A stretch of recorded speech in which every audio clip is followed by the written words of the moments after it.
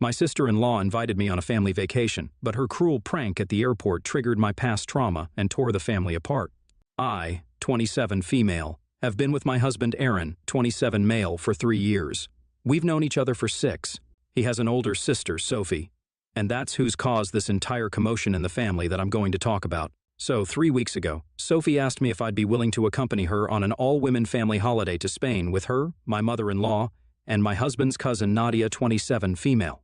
Nadia and Aaron are a lot closer than he and Sophie, in spite of being first cousins as opposed to biological siblings, because they were in the same grade and went to the same high school.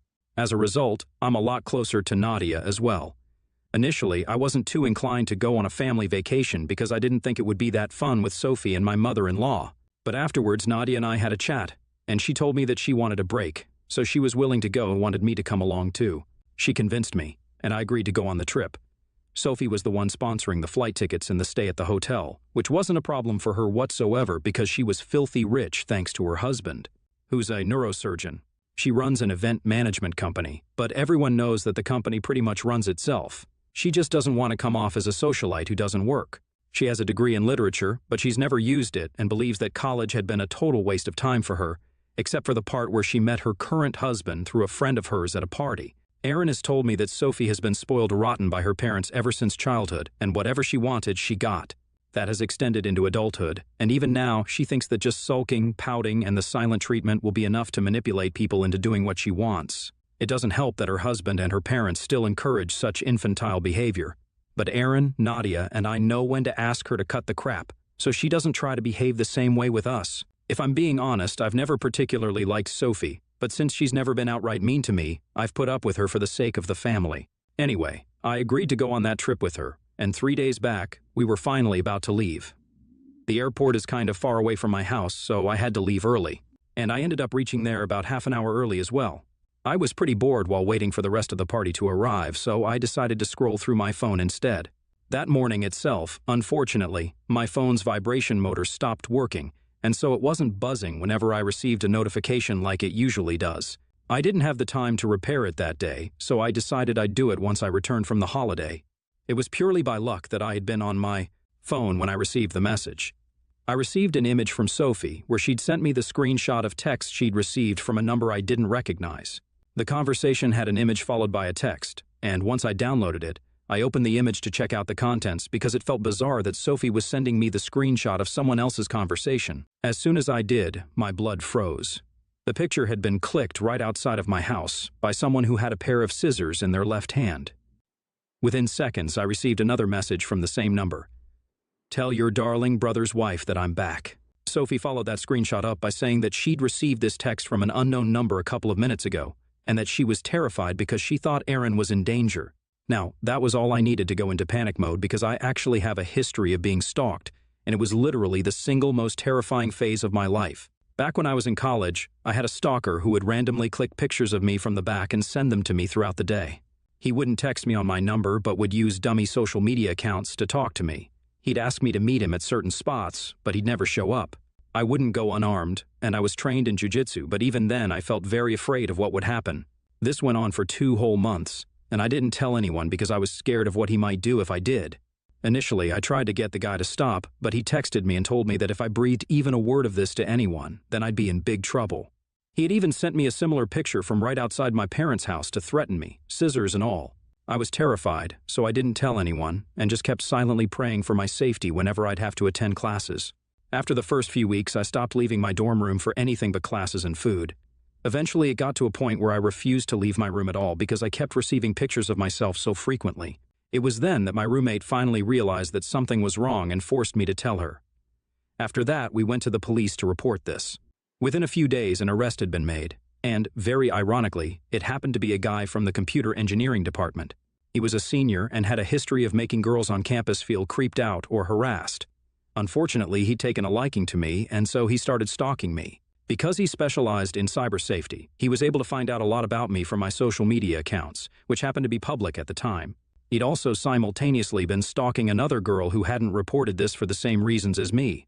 Once he was caught, he was kicked out of college, and that was the end of him terrorizing me and other women. From what I heard, his parents took him back after a couple of days, and he ended up back in his home country. It's been several years since that, and I'd almost forgotten about him. But as soon as I saw that image, all the terror came rushing back, and I instantly called. I told Sophie to get to my house as soon as possible, but luckily forgot to mention that I'd already called the cops, because I was more concerned about trying to warn Aaron instead. I got a cab within minutes and started trying to call my husband desperately because I knew that he was still asleep. It was 8 in the morning at the time, and my husband has a tendency to sleep late on the weekends, so I knew it wouldn't be easy for me to get through to him. But luckily, he did answer me when I called him for the first time. I could tell that he'd just woken up because he sounded drowsy, but I didn't have time to spare, so I told him to arm himself with something heavy, lock himself in the bedroom, and block the door somehow. He was confused, but as soon as I mentioned the picture, he told me he understood and did as I told him. I stayed on the call with him throughout the 45-minute cab ride home, even as the cops arrived and inspected the house. I did not check my phone in the meantime, and since the vibration feature was gone, I wasn't getting any physical reminders from the notifications to remind me either. By the time I reached home, their inspection was almost over, and they hadn't found anyone suspicious in the vicinity. I was having a full-blown panic attack by the time I reached home, and it took me several minutes and half a bottle of water to finally calm down. The cops told me that they'd run the phone number through the system, and the only name that had come up was Fu Wilson. That wasn't my stalker's name, but a fake name for his phone number would be totally feasible. By then, I'd forgotten about Sophie and my phone and hadn't checked it in a while because I was just so relieved to see that Aaron was safe.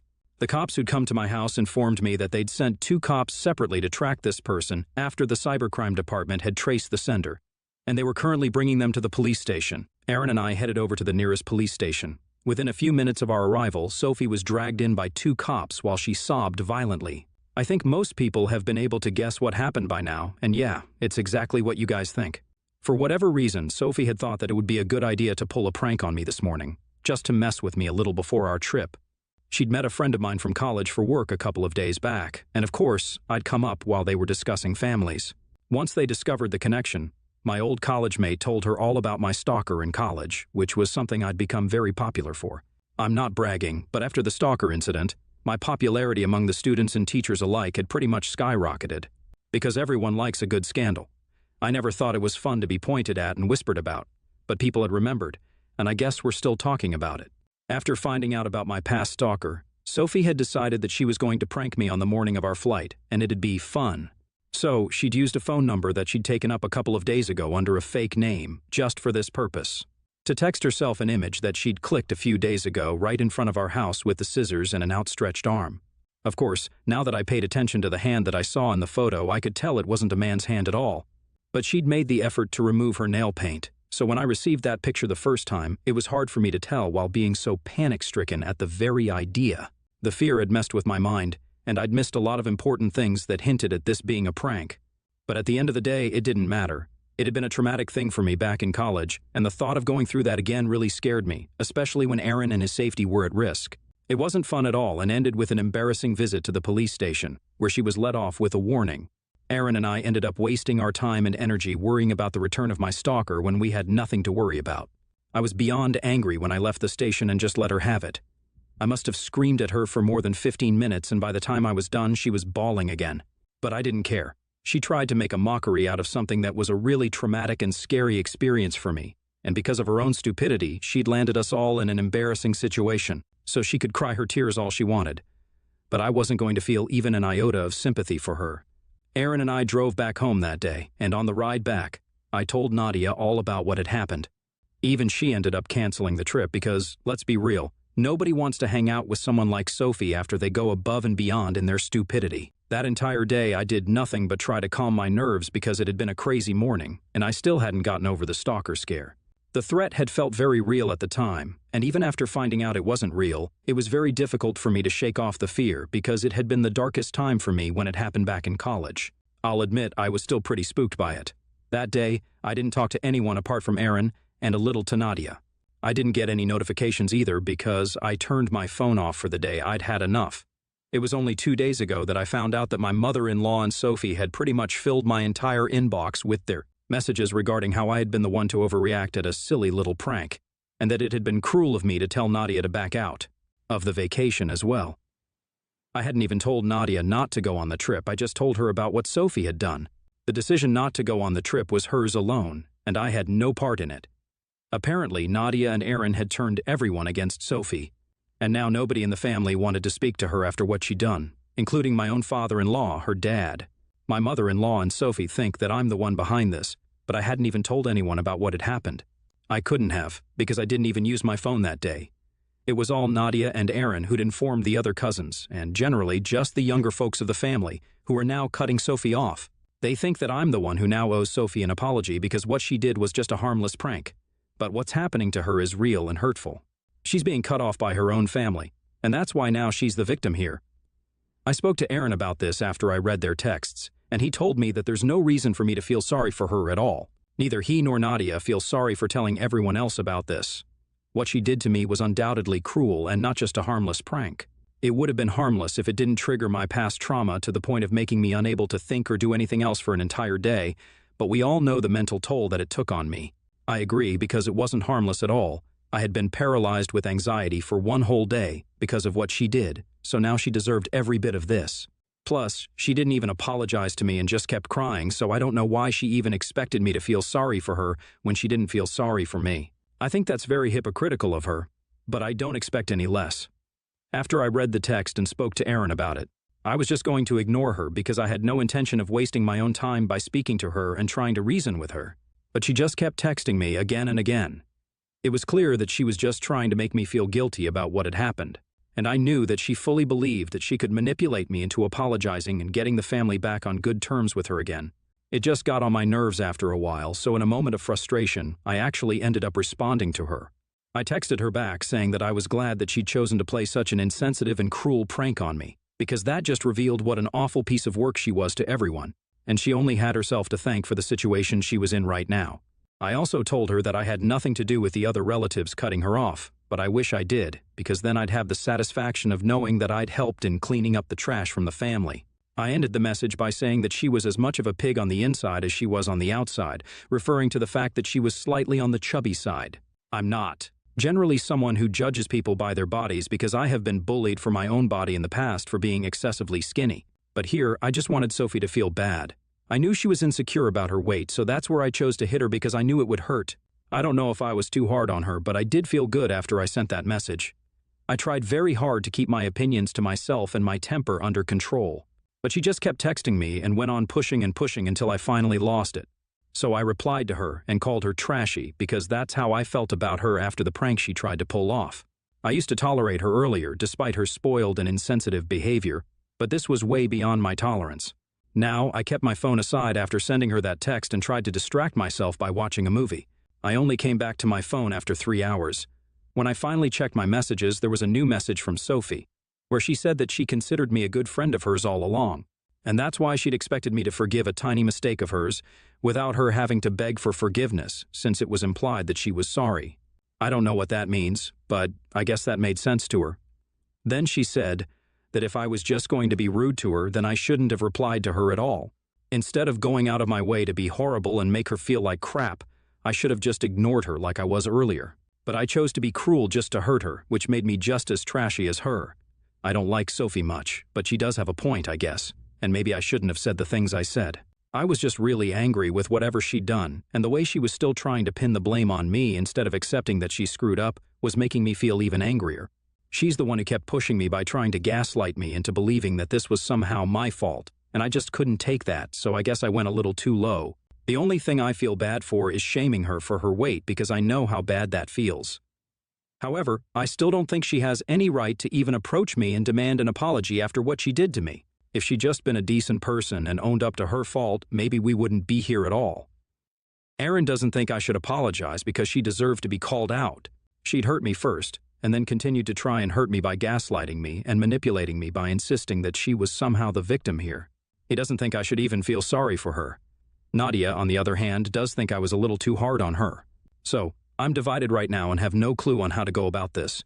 That's why I'm here to ask the Reddit community to help me out right now, because I would hate to stoop to the same levels as Sophie just to get back at her. I love Aaron, but he's not always the best person when it comes to emotional situations like these.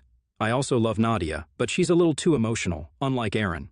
What I need right now is completely unbiased judgment, keeping in mind the circumstances. So, AITA for calling my heavy sister-in-law a pig to insult her insecurities after she tried to pull a prank on me that made light of my past trauma. Update 1. Hey, so I read the comments on my original post, and I respect everyone's opinions. But I couldn't help myself and did apologize to Sophie for the pig comment that I made. I'm not sorry about anything else that I said, but I just couldn't live with myself knowing that I'd attacked someone for the way they look, knowing how bad it had made me feel when I'd gone through the same thing in the past. As someone who knows how it feels to be bullied for things that are not in my control, I think I did what I had to do to get this thing off my conscience. I just sent the apology text 5 minutes ago and she hasn't opened it yet, but I hope she does and accepts it. Although I'll be fine even if she doesn't, because I'll know that I tried my best. After that, it's up to her if she wants to accept the apology or not. I'm not speaking to my mother-in-law, though. She had no part to play in any of this, so I don't know why she felt the need to rush to her daughter's defense, especially when she knew what Sophie had done was wrong. Literally, all of her texts were like, yeah, Sophie screwed up, but, or, I understand why you're mad, so. If she knows why I'm annoyed at Sophie, then why exactly does she expect me to apologize to Sophie? It doesn't even make sense. Honestly, I just think she wants me to feel bad for Sophie. But I'm 100% sure that had our places been swapped, and I had done something like this to Sophie, then she wouldn't have had the same attitude. That's for sure. Aaron isn't too happy that I chose to apologize, but he thinks that I'm a good human being and that's why I'm going so easy on his brat of a sister. Nadia is happy about my decision, and even said that she's really proud of me. So I guess I'm okay with what I did. Update 2, Sophie just responded to my apology. It's been several hours since I sent that text, and just half an hour ago she replied, saying that it was fine but she didn't expect any better anyway. She said that she was a little shocked, but it's fine because she understands now that we're not friends, never were, and definitely won't be in the future. For what it's worth, at least she did say that she was sorry for trying to mess with me and using something so traumatic against me. Had she known that there would be such horrible consequences, then she never would have gone ahead with the prank at all. I mean, I don't think she should have gone ahead with the prank like that in any case, regardless of the circumstances, because it's just gross and disrespectful. But at least there was an apology. She was very passive-aggressive about the whole thing, and I could tell that. She'd racked her brains to try and come up with something that would be equal parts infuriating and apologetic, and had finally concocted this sorry excuse of an apology. But hey, something's better than nothing, right? And at least this way, I don't have to continue feeling guilty about what I said, and will be able to move on without thinking about my own harsh words. I'm done and dusted with this whole episode now. Onwards, there will be no more Sophie in our lives, and that's the best thing that came out of this whole incident. Update 3. Hey everyone, so it's been about a month since the last update. Last week, Nadia found out that she was pregnant. So there was a huge pregnancy announcement party where everyone was invited, with the exception of Sophie. Nobody has spoken to or heard from her after they cut her off. She deactivated her socials for a while and had been completely MIA. But Aaron had checked in with his dad, and they reassured us that she was all right, just taking a break from everything social. At the time of the party, though, she sent Nadia a text that wished her luck on this journey that she was about to embark on. The usual best wishes for a happy and healthy pregnancy, but with a sprinkle of Sophie's classic passive-aggressiveness.